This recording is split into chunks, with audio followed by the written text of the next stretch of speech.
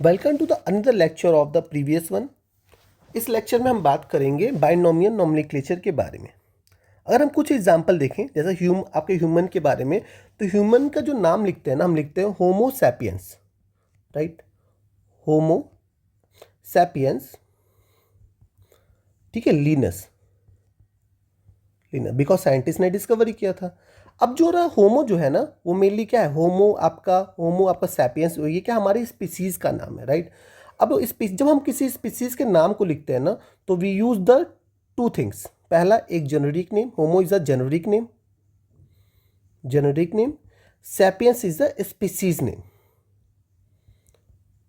और Linnaeus is a name of scientist. तो scientist का भी नेम हम लिखते हैं। तो we always use binomial nomenclature, हमने क्या लिखा था बाइनोमियल के अंदर, कार्ल लीनियस ने हमें ये बताया कि naming of orange consist of to things, पहला एक जेनेरिक नेम, दूसरा स्पीसीज नेम, और साथ साथ में साइंटिस्ट का भी नेम रहेगा, राइट। जैसे होमो और सैपियंस, तो Homo we use as a generic name और आपका sapiens is use as species name, साथ साथ में साइंटिस्ट का नाम। साथ साथ में इन्होंने, अब दूसरी बात एक और ले लेते हैं एग्जाम्पल मैंगो के बारे में, तो उसका नाम है आपका मैग्नीफेरा इंडिका, राइट। अब मैग्नीफेरा क्या है, Mangifera is the generic name, right, और indica is the species name, ठीक है। अब मान लीजिए साइंटिस्ट ने लीनस नहीं डिस्कवरी किया, तो हम क्या कर लीनस लिख देंगे, मैग्नीफेरा इंडिका लीनस, राइट। तो इस तरह हम अपना बायोलॉजिकल नेमिंग लिखते हैं। बात करें हम लायन के नेम के बारे में, तो पैंथेरा लियो,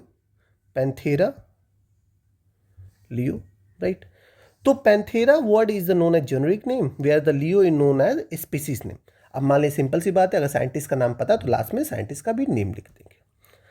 तीनों एग्जाम्पल लेंगे तो मोस्ट कॉमन आपने देखा होगा, दो वर्ड हमने यूज किया, एक तो जेनेरिक नेम, दूसरा स्पीसीज नेम।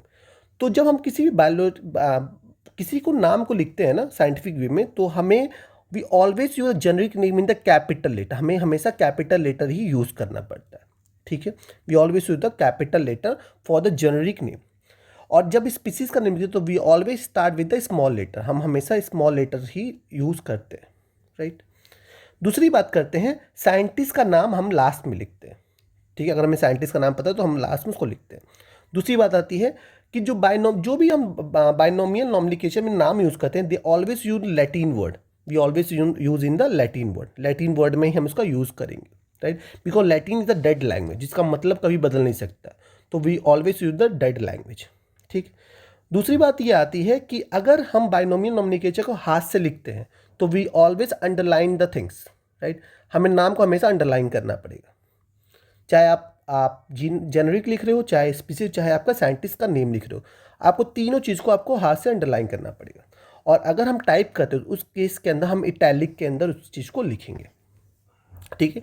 तो ये कुछ करेक्टरिस्टिक्स थे बाइनोमियल नोमेनक्लेचर के बारे में। तो सिंपल सी बात है, it consist two things, generic name, species name, Latin language में हमको लिखना है, और अगर हमने टाइप किया तो इटैलिक टाइप कर सकते हैं, और अगर हमने लिखा है तो हमें लिखने के बाद हमें उसके नीचे अंडरलाइन करना पड़ेगा, राइट। और भी जेनेरिक ने हमेशा कैपिटल होना चाहिए, स्पीसीज ने हमेशा स्मॉल से स्टार्ट होना चाहिए, ठीक है।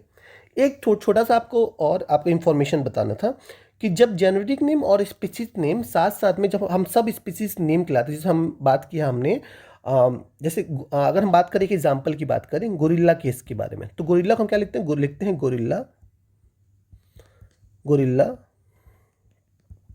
और गोरिल्ला, राइट। अब गोरिल्ला का साइंटिफिक नेम क्या है, यही आपका है, गोरिल्ला। अब गोरिल्ला मतलब जेनेरिक नेम, राइट, स्पीसीज क्या आपका गोरिल्ला, राइट, और सब स्पीसीज नेम गोरिल्ला। तो ऐसे जब हम किसी भी एनिमल को जेनेरिक नेम, स्पीसीज नेम और सब स्पीसीज नाम से पुकारते हैं, animal only in the case of animal, तो हम उसको टोटोनिम्स के नाम से भी जानते हैं, और ये भी क्वेश्चन जो है कॉम्पिटिशन में आ चुका है। तो टोटोनिम्स क्या है, जब किसी भी एनिमल को जेनेरिक नेम, स्पीसीज नेम और सब स्पीसीज तीनों आपका नेम कॉमन हो, तो हम उसको टोटोनिम्स के नाम से भी जानते हैं।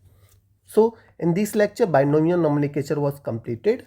So thank you for watching. Meet you in the another lecture.